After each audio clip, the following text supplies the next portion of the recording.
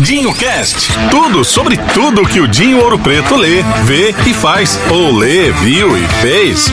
Não nessa ordem. Com você, Dinho Ouro Preto. Olá, amigos. Bem-vindos a mais um podcast. O assunto de hoje vão ser as minhas férias quando eu era adolescente. O que eu fazia quando eu era adolescente? Eu não sei como é que eram as férias de vocês, onde vocês cresceram. Acho que cada adolescência deve ser meio moldada talvez pela cidade na qual vocês cresceram, e eu passei parte da minha adolescência em Brasília.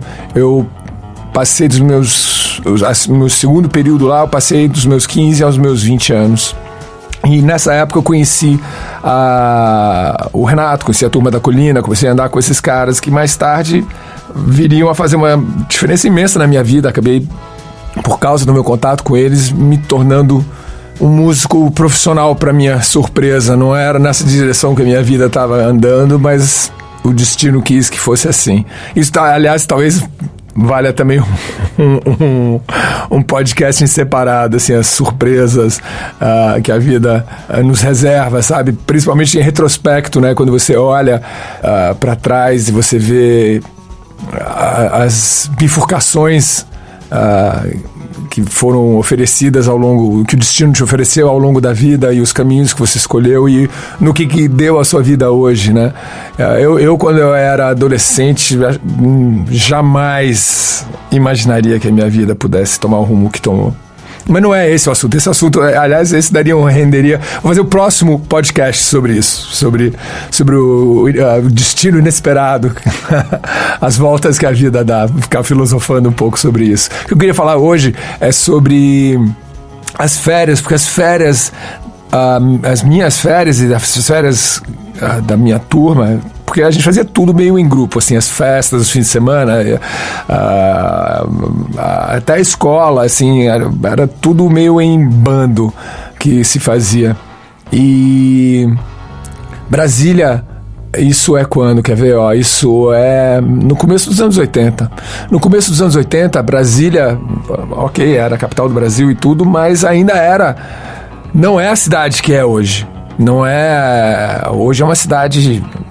Eu não sei nem qual é exatamente a população da grande Brasília, incluindo as cidades satélites, mas acho que o Distrito Federal deve ter mais de 2 milhões de habitantes, eu suponho. Eu devia verificar esse número depois, mas enfim, era muito menor nos anos 80. Ainda, para vocês terem ideia, o plano piloto, o avião original do Oscar Niemeyer, não estava pronto ainda, não tinha sido construído, a cidade não estava, a obra do Niemeyer não estava completa. Você ainda tinha dentro de Brasília, você tinha ainda mato, você tinha cerrado, tinha quadras por fazer, que não tinha nem sequer começado as obras, estava simplesmente um dia ia ser feito. Em volta de Brasília, em muito pouco tempo, você conseguia estar no descampado. Em muito pouco tempo você estava no meio do mato, no meio do cerrado. E em muito pouco tempo, eu tô falando assim, em meia hora, você pegava o carro, você dirigia, se você soubesse aonde ir, você conseguia estar nos lugares surpreendentes. Um desses lugares era uma cachoeira chamada Tororó. Era um rio, não um pequeno rio, mas que dava numa cachoeira muito alta, muito alta, uma cachoeira devia ter uns 15 metros, acho, de altura. E embora fosse perto de Brasília, era complicado chegar lá. Você tinha que parar o teu carro a uma certa distância, depois você tinha que... O resto do caminho você fazia a pé. Então você atravessava um pedaço de cerrado, e lá pelas tantas você entrava na mata que tinha em volta do rio, em volta dessa cachoeira. E para você chegar no rio, você tinha que seguir uma trilha meio descendente, assim, era uma coisa... E no mato cerrado, assim, no mato fechado. Não era fácil chegar até o rio, embora fosse próximo de Brasília. Assim, você tinha que saber onde você estava indo, você tinha que saber qual trilha pegar, você tinha que pegar depois uma certa pirambeira para chegar até o rio. atravessar o rio, subir a Pirambeira do outro lado, onde já tinha um descampado, onde dava pra gente acampar. E nós íamos em turma, nós íamos em grupos de... Tem fotos até disso. Eu não sei bem quem levava a câmera, porque não era uma coisa que não passava para minha cabeça registrar aquele momento, mas alguém fazia, porque tem fotos disso.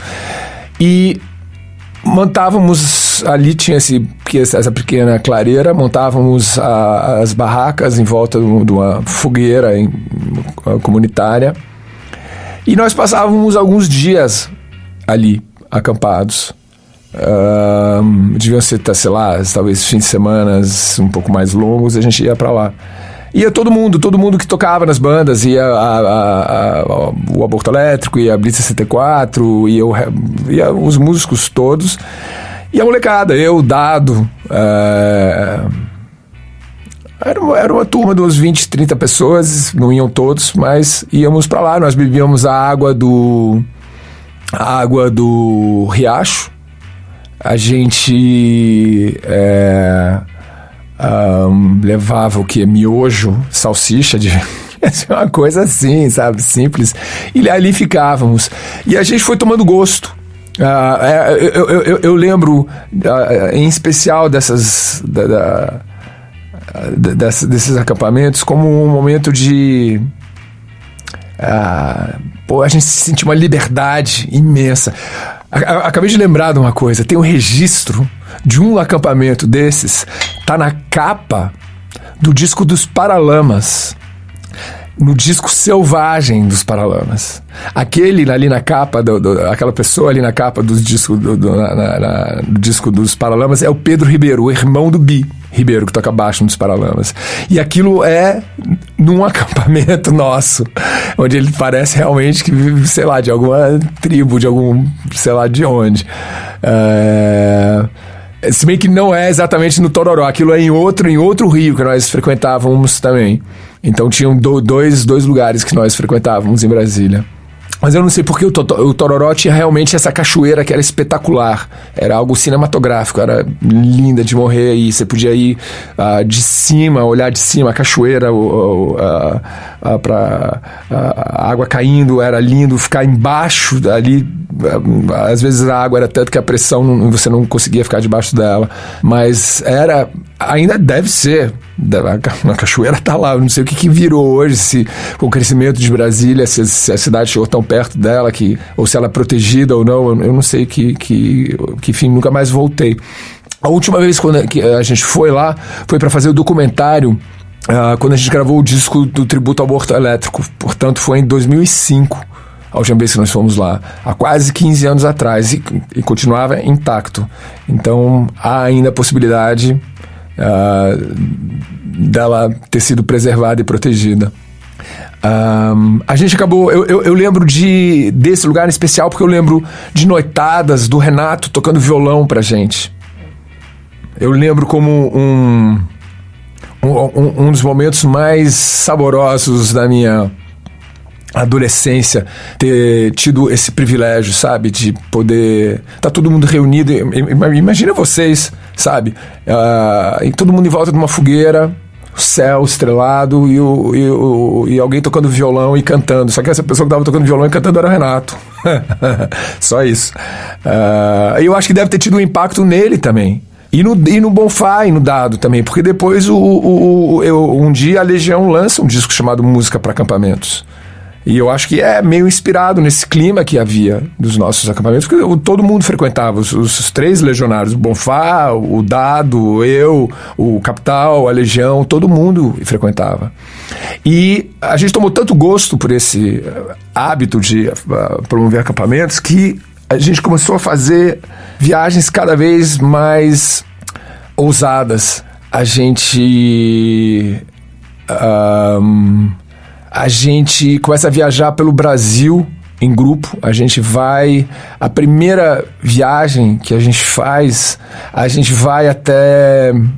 A gente pega um ônibus, vai até Florianópolis e a gente vai ali na Lagoa da Conceição, lá em Florianópolis, e naquela época, porque não é tanto tempo atrás, assim, a gente tá falando de 30 e poucos anos, era quase deserto.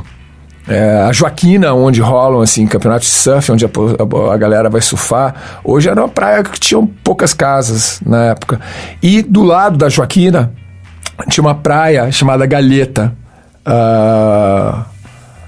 Você cruzando a Galheta, como é que era? Era isso mesmo? Ou será que eu tô confundindo? Tinham duas praias, uma chamava Praia Mole, a outra chamava Galheta. Eu acho que você tinha que atravessar a Praia Mole para dar na Galheta, ou o contrário, você atravessava a Galheta para dar na Praia Mole. Eu não lembro. Eu acho que era isso. Você tinha que atravessar a Praia Mole para dar na Galheta. Chegando na Galheta, não tinha nenhum sinal de civilização.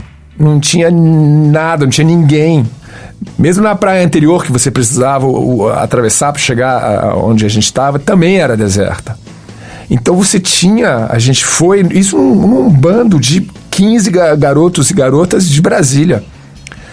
A gente chegava nessas praias desertas e a primeira coisa que a gente fazia era procurar uma nascente. Sempre tinha uma fonte d'água natural. A gente bebia a água ali, usava aquela água, montava as barracas em volta da nascente. A gente ia voltava, pegava o ônibus e ia até, o supermercado, voltava à civilização e procurava o supermercado mais próximo. Comprávamos coisas meio elementares. Eu acho que, salsicha, muito macarrão, leite em pó, Nescau. E voltávamos lá, comprávamos pilhas, um monte de pilha pra gente poder ficar ouvindo som. A gente tinha uns sonzinhos, levava um monte de cassete com a gente. E o fogo, pra cozinhar, a gente fazia lareiras, ou a gente fazia o seguinte: a gente pegava enxofre, eram uns fogareiros com enxofre. Aí você punha água, você comprava o enxofre em pedra, você colocava água,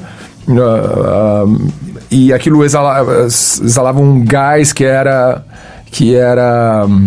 pegava fogo, e você podia usar aquilo para cozinhar também. A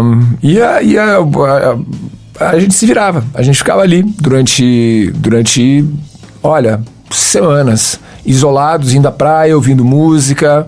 Eu não lembro de ninguém levar violão, porque acho que já era muita tralha nas costas. Tinha que levar barraca, tinha que levar saco de dormir, tinha que levar roupa. Então eram umas mochilas gigantescas e não cabia mais muita coisa. E a gente eu lembro de ficar ali isolados, ninguém aparecia, não aparecia viva alma, éramos só nós.